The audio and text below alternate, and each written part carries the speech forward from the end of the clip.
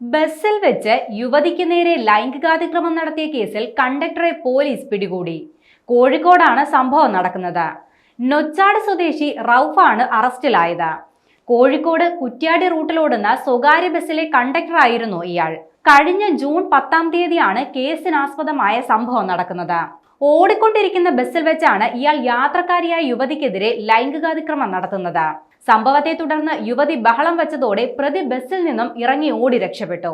പിന്നീട് യുവതി പോലീസിൽ ഇക്കാര്യം പറഞ്ഞ് പരാതി നൽകി. പരാതിയെ തുടർന്ന് പോലീസ് പ്രതിക്കായി അന്വേഷണം നടത്തിയെങ്കിലും പ്രതി ഒളിവിൽ പോവുകയാണ് ഉണ്ടായത്. കോയമ്പത്തൂരും കോഴിക്കോട് ജില്ലയിലെ വിവിധയിടങ്ങളിലുമാണ് പ്രതി ഒളിവിൽ കഴിഞ്ഞിരുന്നത്. എന്നാൽ ദിവസങ്ങൾക്ക് ശേഷം ഇപ്പോൾ ഇയാൾ സ്വന്തം വീട്ടിലേക്ക് വരുന്നുവെന്ന വിവരം പോലീസിന് ലഭിച്ചു. പിന്നാലെ ഇയാളെ പിടികൂടാനായി പോലീസ് പദ്ധതിയിടുകയായിരുന്നു.